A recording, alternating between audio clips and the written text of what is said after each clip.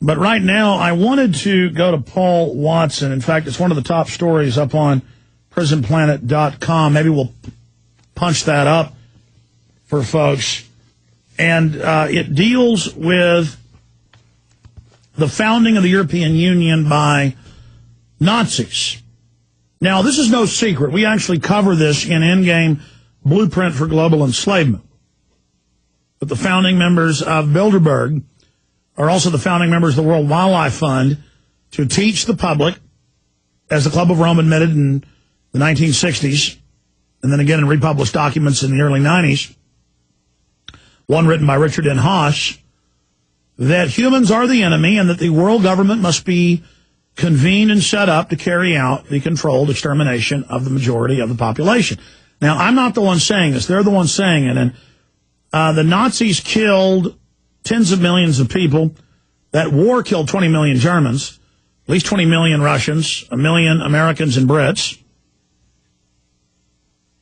And you have to remember, the King of England, Edward VIII, had to advocate the throne because it came out he was a Nazi, photos of him with Hitler, supporting Hitler. When the war started, he had to run out of Spain, and then basically was told to get out of town and go to the British Virgin Islands, and he basically left for the war, a disgrace, and was no longer the king because he was a big Nazi. And this was all a setup. Hitler was told, you're going to attack the communists, you're going to take over France.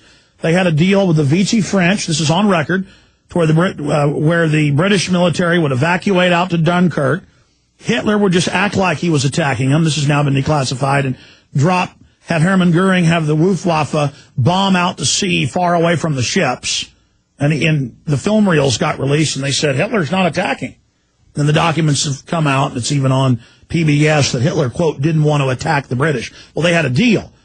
Then suddenly the British announced, we are going to attack you. I mean, talk about conspiracy theories. It's not a conspiracy theory, it's a conspiracy fact. But the Maginot Line and all of that didn't fail in World War II.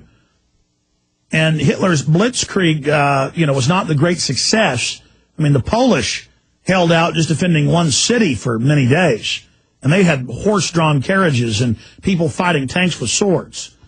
The French had a modern military. The Vichy French dominated the entire military and most of the French government. And they wanted a coup of France. That's why Hitler took over in a week, came and did a tour of Paris, and then left. And then they moved the capital down to the city of Vichy, hence it gets the name, the Vichy French government. They were the collaborators. It was all staged. It was meant to be a European Union takeover by Hitler, and he would take over Europe, and then he would unify Europe as the new Germania to attack the Russians and the Bolsheviks and then exterminate most of them. They were going to do blood tests and other genotypes, and they had other quack systems of measuring the skull and nose and things of all the Slavs, and those that were Aryan enough would live, the rest would be killed.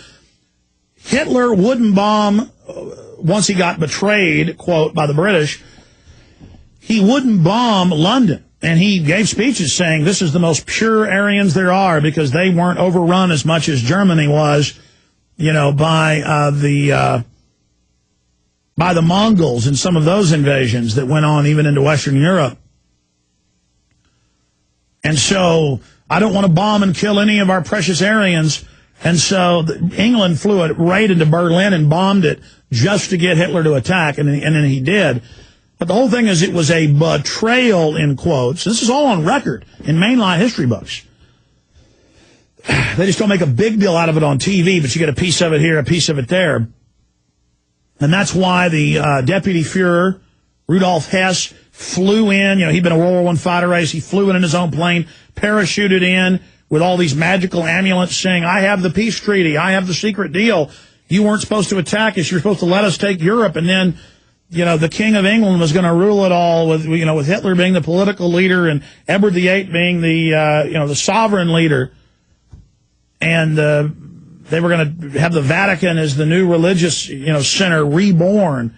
And that was what was in the documents. And we covered that to some extent in Endgame. And then Prince Bernhard of the Netherlands, a German prince, Saxe-Coburg-Gotha, related to the Queen and Edward VIII closely. He was a Nazi. So then when they decided to switch and have the House of Orange fight against the Nazis, they had him at a photo op with a machine gun shooting at Luftwaffe planes as they came in. He then ran across the channel, joined the RAF, was good buddies with Prince Philip, the eugenicist as well, who says, blacks aren't humans and get rid of them. And then you have the eugenics set up in England and the United States that Hitler quotes in Mein Kampf and quotes in all these speeches and giving awards to Thomas Watson of IBM and Margaret Sanger and the Colgates and others, and them giving him awards, and different industrialists in the U.S. giving Hitler gifts of $2 million in gold bars, and just Hitler on the cover of Time magazine. In fact, pull up Hitler on the cover of Time, 1938. I think it's the year. Oh, how great Hitler is and how wonderful he is. And, at the Olympic Games before that, how he was the savior of the world and going to save the environment and a vegetarian and for the animals and biospheres and eugenics and the Kaiser Wilhelm Institute, fully funded by the Rockefeller Foundation. That's all mainline history. And let me tell you, folks, when I cover this is when I get the death threats and the calls, and they turn the Nazis loose on us, claiming we work for Israel and all this other bull. No, I come on air and admit Israel's part and parcel, funded by these people. Israel took billions of dollars to irradiate 110,000 Jewish children, most of them to death, the ringworm children, mainstream. And at the top, it's the top Zionists took money from Jews trying to get out, and did deals where Jews couldn't run to New York or London, where they had to go to Palestine and they had to pay the Zionist groups $1 million to get out of Germany. Show people Hitler right here. I'm telling you, at the top, it's all controlled by these people. There he is, Time magazine. Here, scroll down and read the caption. It says Hitler. I can't read that. I know you can pull up the actual article. In fact, just pull up. I mean, there's gardening magazines, Time Life, Time magazine. Oh, Hitler, he's so great. My grandfather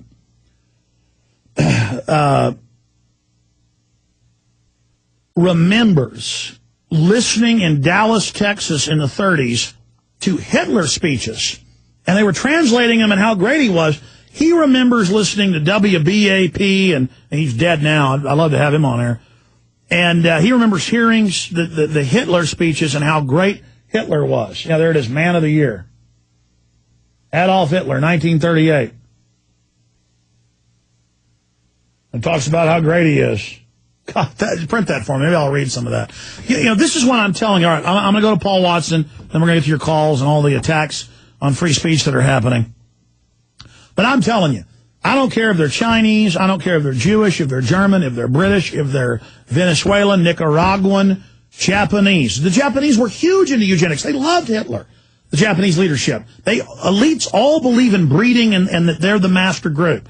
And I'm telling you, they're not Catholics, they're not Protestants, they're not Jews, they're not any of this at the top. They are eugenicists, ladies and gentlemen.